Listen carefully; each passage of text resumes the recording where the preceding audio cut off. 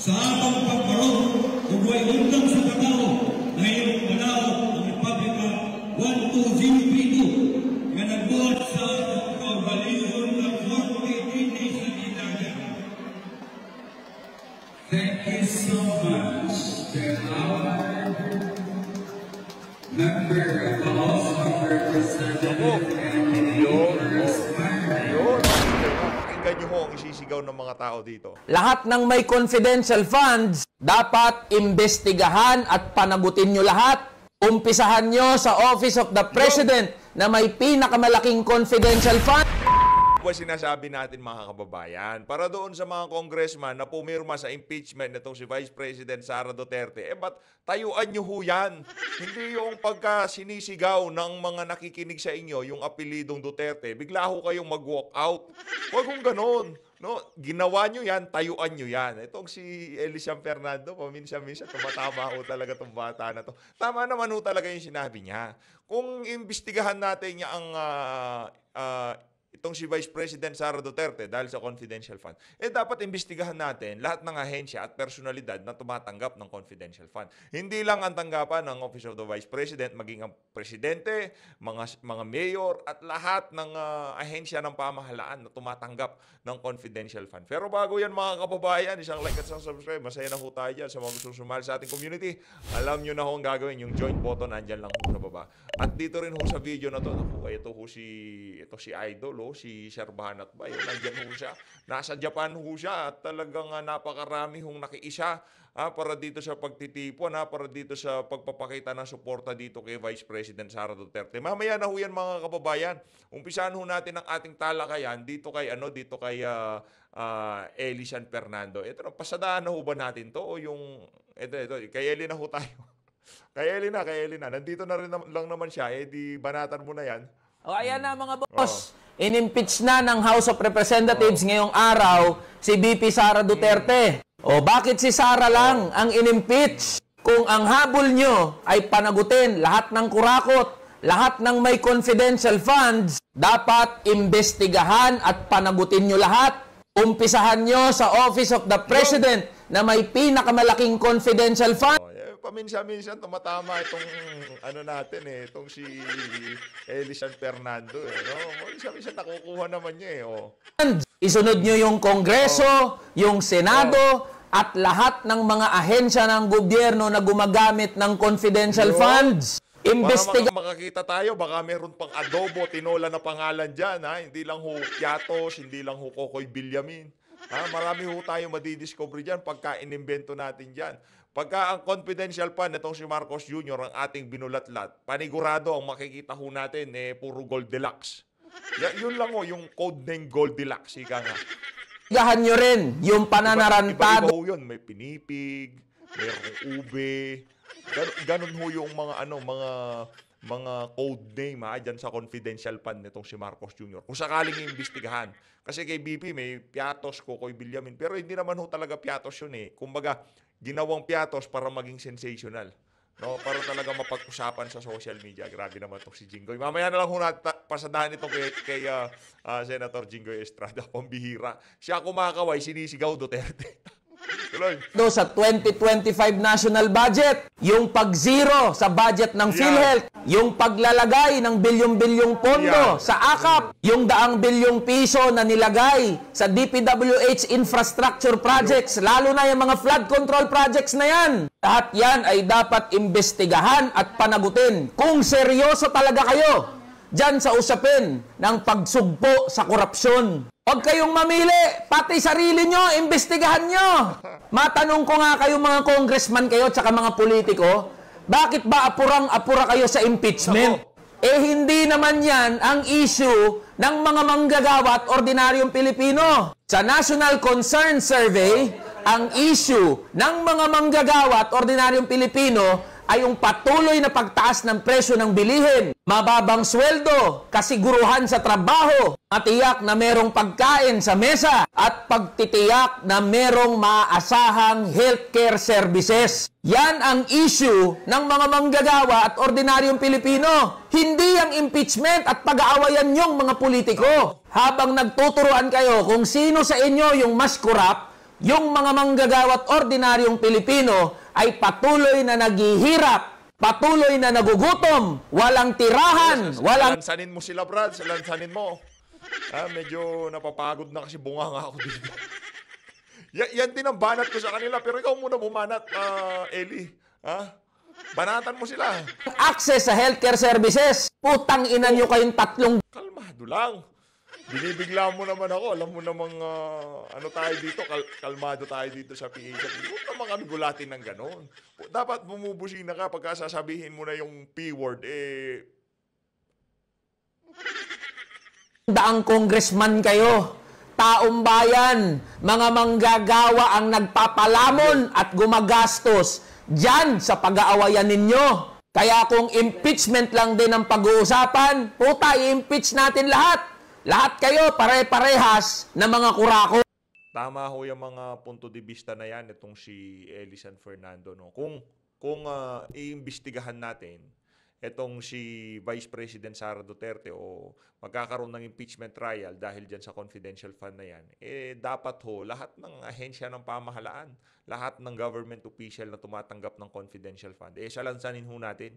Hindi lang ho yung Office of the Vice President, hindi lang ho yung Secretary of Education noong ang umahawak pa itong si VP Sara. Huwag hong ganon.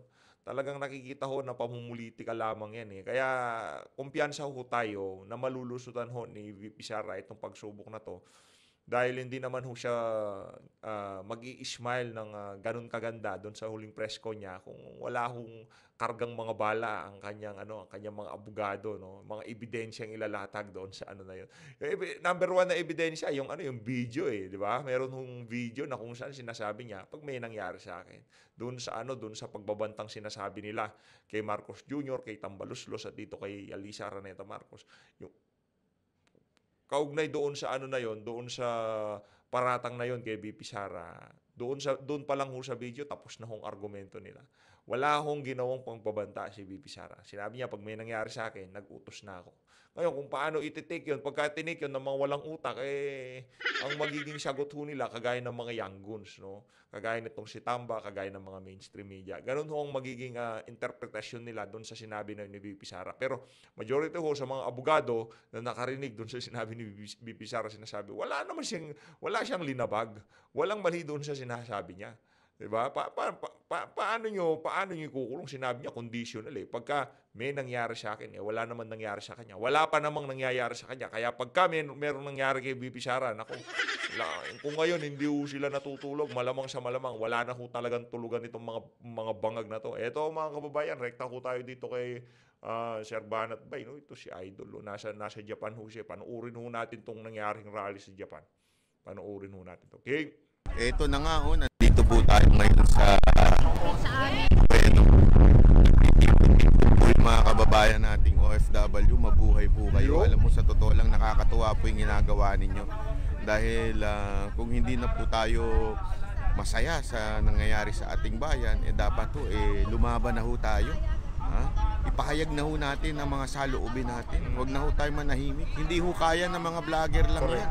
Kailangan namin kayo, lalong-lalo ng kayong mga OFW. Dahil kayong mga OFW ang talagang tunay na bayanit at nakakaunawa ng magandang gobyerno at pangit na gobyerno. Diba? Kasi alam nyo nararanasan nyo yan dito yung magandang gobyerno o kung saan man kayo sa ibang bansa, nararanasan nyo na ang gobyerno ay nagsisilbi sa kanilang citizen. Sa Pilipinas, wala na tayong pera. Ubus na pera natin. Ano pa? Aside from ubus na pera natin, grabe na ho ang kriminal sa atin. Yung mga kriminal sa atin, parang sila na may hawak ng Pilipinas. Pansinin mo may mga nagbablog na nag-a-addict sa social media. Wala ho silang Nakita ho natin yun mga kababayan. Yung nagbablog ho sila, pinag-uusapan ho nila, pinagbabawal na pulburon. Mantakin nyo, yung gagawa daw ho sila ng commercial about sa foil. Siguro napanood nyo na ho ito, about sa foil. At yung modelo na kunyaring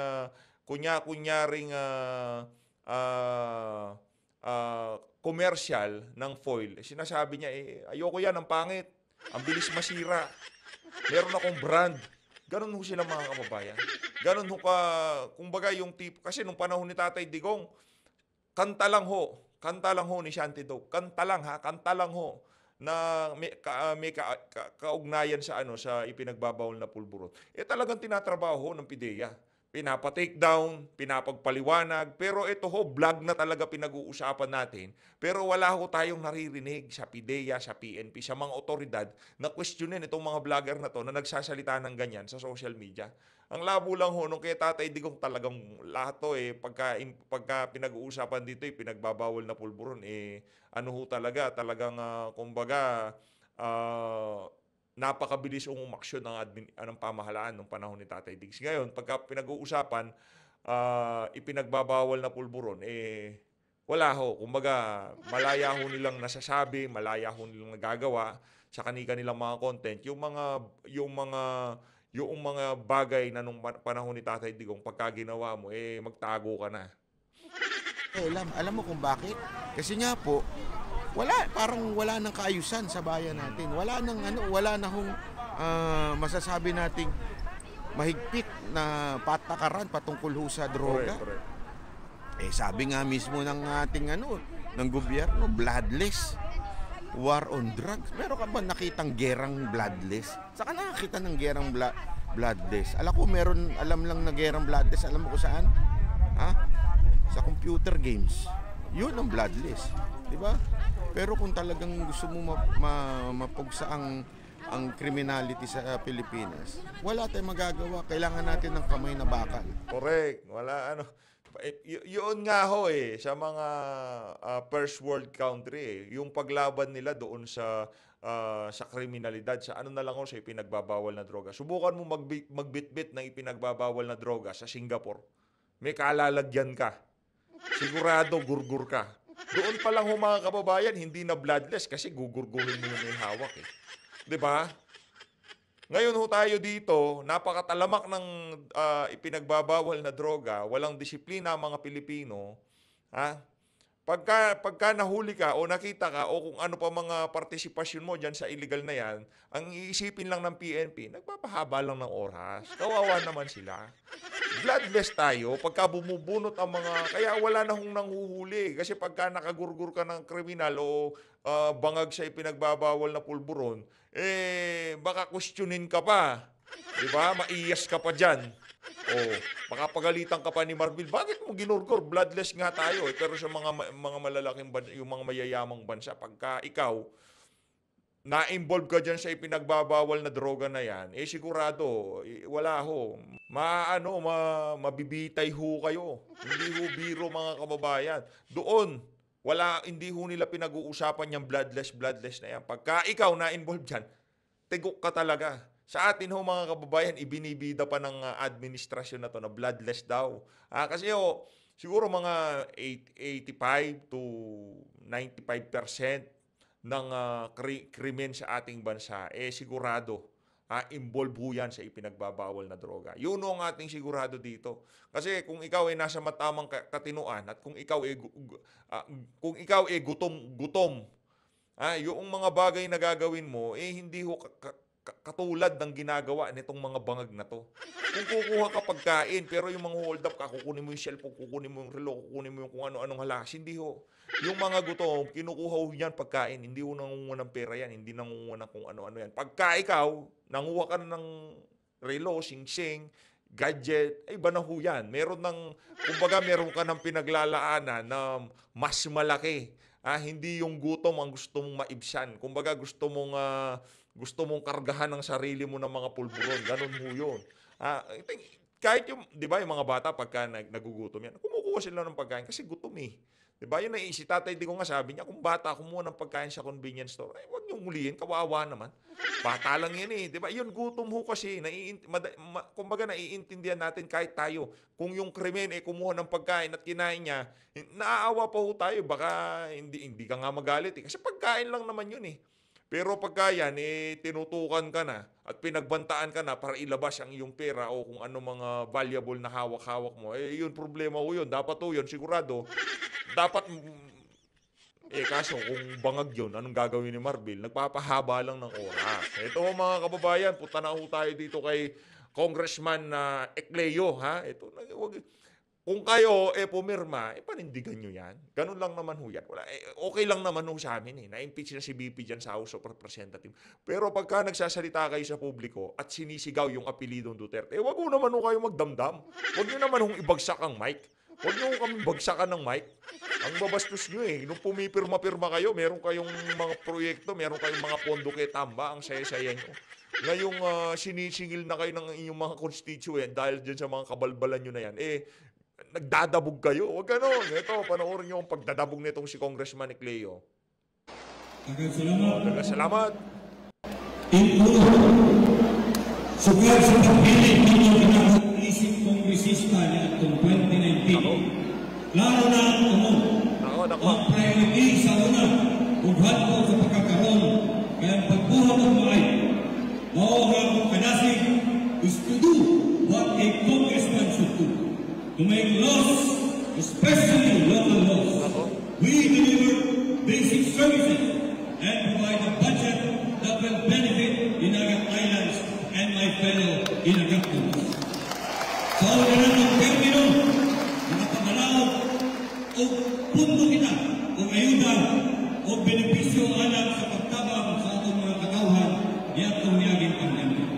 We also passed Republica 11745, establishing our first LTO district office in Dinagat Islands, and Republica 11736, establishing a mobile... Maya-maya ho yan, isisigaw na nila yung apelido ni Bibi Sara, doon ho siya magdarawag pagkapanoorin. ...services hatchery in Basilisa. Sa ikaduhang termino, doble po lang tayo tungod kay dunay bagyong ulit. Libero kita, isip ko sa kaisa, isip ko sa kaprobinsya, and our bottom cry was Karugtinan. And we stood by that. We fought hard to recover from the disaster and to build our homes stronger. Sa atong pagbarog, kung may undang sa katao, ngayong manaw ang Republika 12032 nga nagbuhat sa kabalihon ng 48 days sa Dinagat. Thank you so much to our member of the House of Representatives and Yun ang problema. Pakinggan nyo ho ang isisigaw ng mga tao dito. Kasi pumirma. Alan, unuin mo yun. Nag-walk out. And also to our aspirant for the Provincial Vice Governor, Honorable Edmund D. Ecleo. Nag-walk out.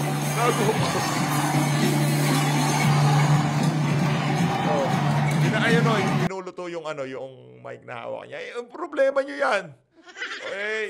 Yan yung kabayaran. Siguro nung pumipirma kayo, kung ano-anong pinapangako sa inyo, masaya kayo. Meron tayong ganito. Makakabuelo ako sa kandidatura ko nito, makakapamigay ako. Hindi ho kailangan yun. Kasi yung mga tao ho ngayon, ang hinahanap-hanap ho nila, yung serbisyong Duterte.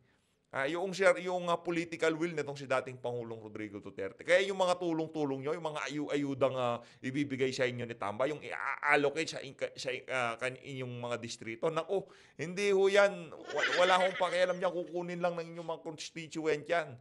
Importante ho kasi dito, dapat ho kasi tinayuan nyo yung si Tamba Nagkaisa kayo sa mga kagustuhan niya, kinonsinti nyo yung si Tamba, kaya yan ngayon, sinusuka kayo ng mga constituent nyo.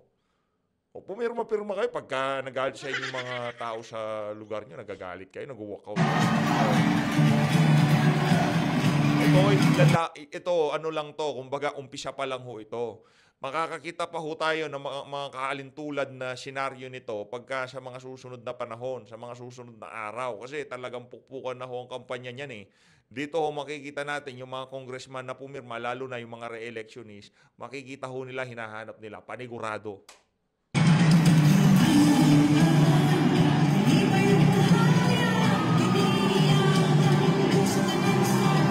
Walkout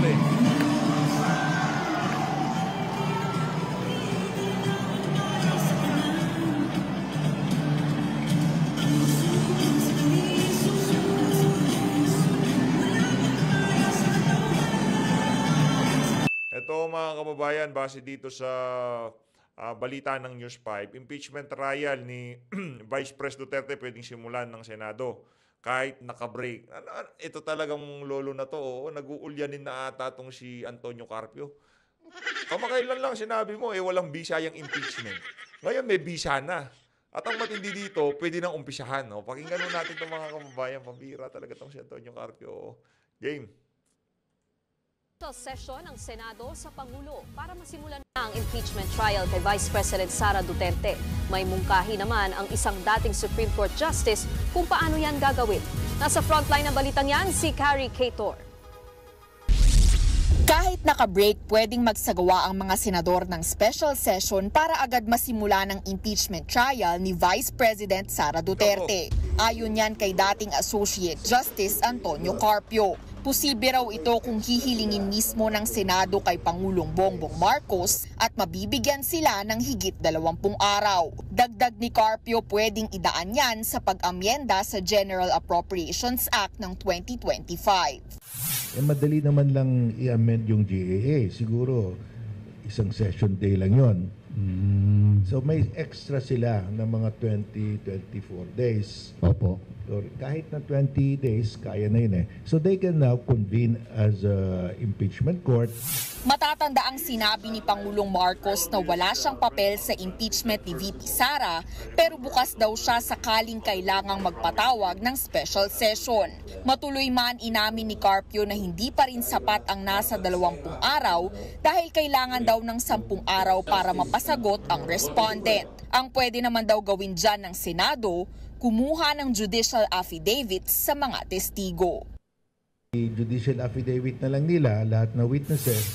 So pagtawag ng witness, cross-examination, mabilis na. So kaya yon 3 days for the prosecutors, 3 days for the respondent.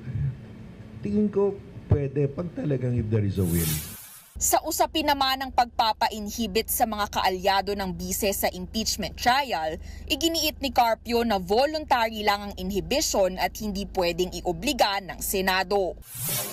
Nauna nang sinabi ni Senate President Cheese Escudero na sa pagbabalik sesyon nila sa Hunyo, masisimulan ang paglilitis kay VP Sara.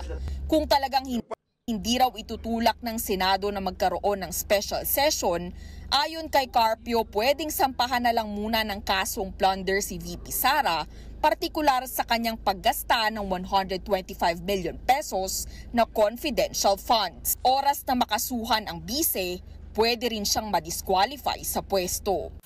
And if it's a plunder case, it will be non-bailable. So, pwede yun. That's within the authority of the executive branch. Pambihira ho talaga tong si Antonio Carpio. Talagang gumugusto ho sila no? Talagang excited ho sila na matanggal itong si VP. Baka meron ng meron ng kasunduan, no? Kaya nagtutulong-tulong itong mga makakaliwat, dilawan at administration para siguro pagka natanggal tong si VP, bibigay ang pwesto ng Vice President sa mga dilawan. Kaso mapanganib ho yun. Pag nagkataon, pag lumakas ang pwersa nila, alam nyo kung sinong tatrabahuhin itong mga dilawan nito at makakaliwa, si Marcos Jr.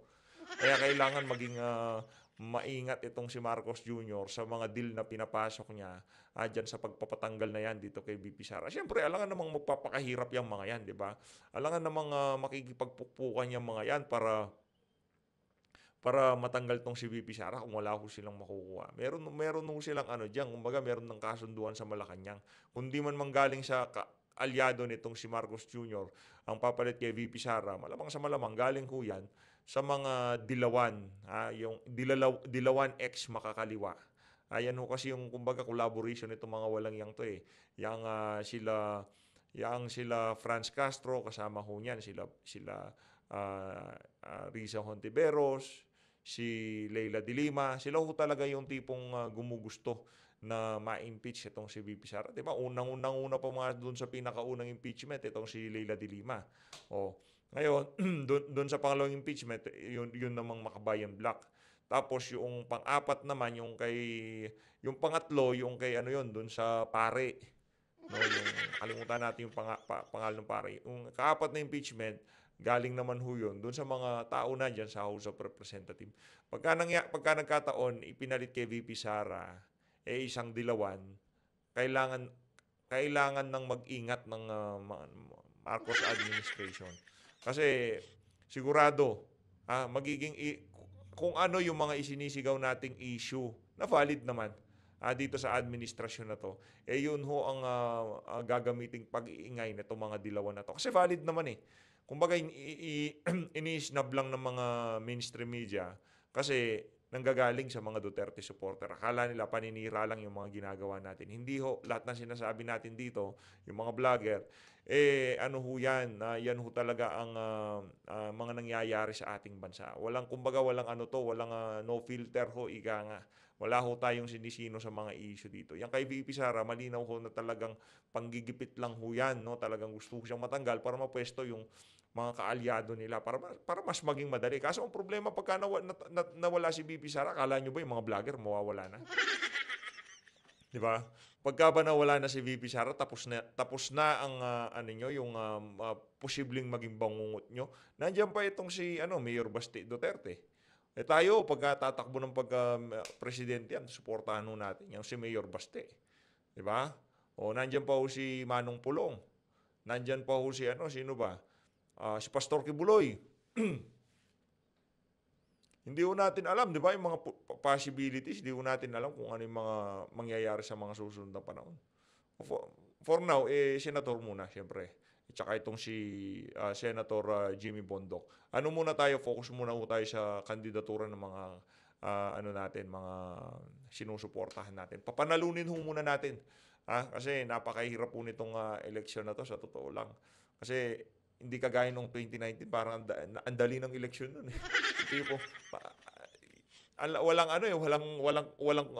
walang contest, ika nga. Yung mga kandidato ni Tatay Digong, mantakin nyo pati yung pati yung si Francis Tolentino, ang dali lang ho niyang nanalo nung 2019. Ganon ho kadali yung election noon. Ngayon ho, tingnan nyo, hirap na hirap siya. Diba?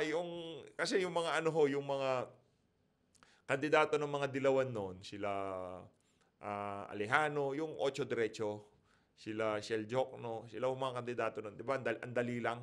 Nagkaroon sila ng slogan na 8 Diretso, Diretso sa Inodoro.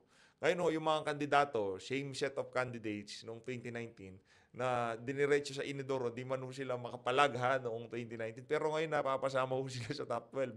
Pumapasok ko itong si Kiko Pangilinan. Kaya nga yung tipong mind conditioning nitong mga survey firm na to, talagang pagka ikaw ay mapera, may impluwensya, talagang pumapasok. Yung mga yung mga mayayaman, lagi silang nakakapasok diyan sa na yan, diyan sa mga survey na yan. Anyway, yun na nga ho, dito na ho natatapusin ang ating reaction video. Manatili lang ho tayong mapagmatsyag at talagang suportahan ho natin itong si Vice President Sara Duterte. Huwag ko kayong masyado maniniwala sa mga pinapalabas sa mainstream media. Kasi yung mainstream media na talagang kasangkapan ho yan ng administration para iligaw yung ating mga kababayan. Kaya kung naniwala ho kayo dyan, marami pa rin nung naniniwala, sa totoo lang. No? Sa kabila ng nagsusumigaw na yung mga ebidensya, naririnig na nila yung mga vlogger na kagaya natin, yung sila Bantbay, yung iba pang mga vlogger.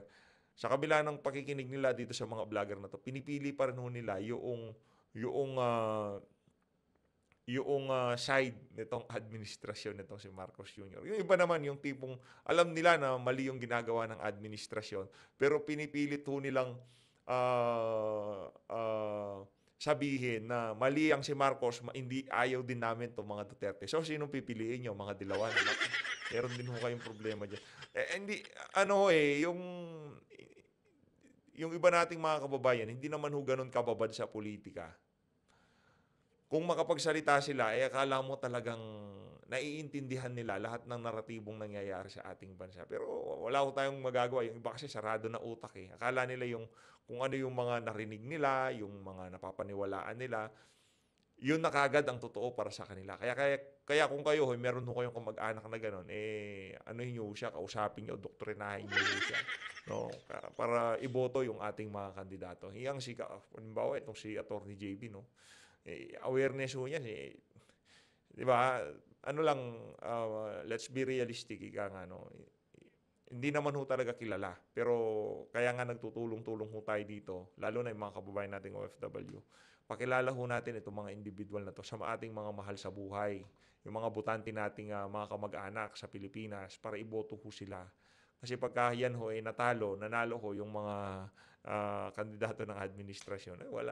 Yari na ho tayo dyan. Kumbaga, ika nga mas mahihirapan ho tayo. Kasi panalo na si VP Sara, yung iba dyan, senador pa. Diba? Hindi naman ho aalis sa 2025 yan, aalis pa lang yung iba dyan 2028. Hindi sila aalis ng 2028, aalis pa lang sila 2031. Doon pa lang ho aalis yung mga ihahalal natin ngayon. Yung mga ihahalal nating senador ngayon, sa 2031 pa lang aalis. Magtatatlong taon na si VP, kaya kung maraming maiingay dyan sa mga ihahalal natin na yan, kahit manalo si VP, talagang kumbaga ho siya